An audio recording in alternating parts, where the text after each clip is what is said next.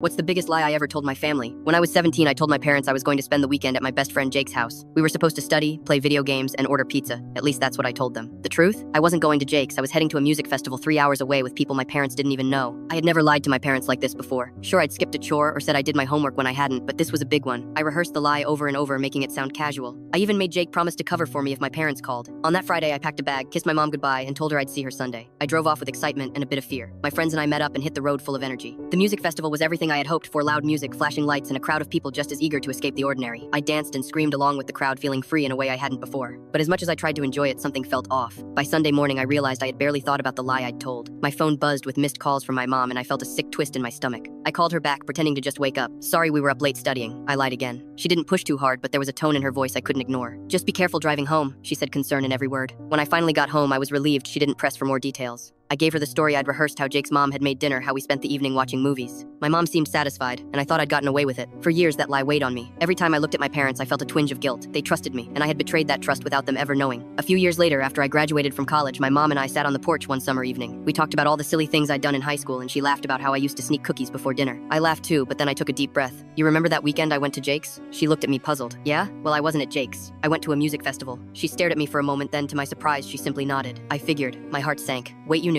I had a feeling. Jake's mom called asking if you were staying for dinner, and I didn't say anything because, well, you came home safe. But it hurt that you felt you had to lie. I felt a wave of shame wash over me. I apologized, and she smiled softly. It's okay. You were a kid, but thanks for telling me now. In that moment, I realized the biggest lie I'd ever told wasn't just about where I was, it was about the trust I'd broken with my parents. The guilt from the lie lasted longer than any thrill the weekend had given me. And sometimes it's the weight of a lie that stays with you far longer than the lie itself.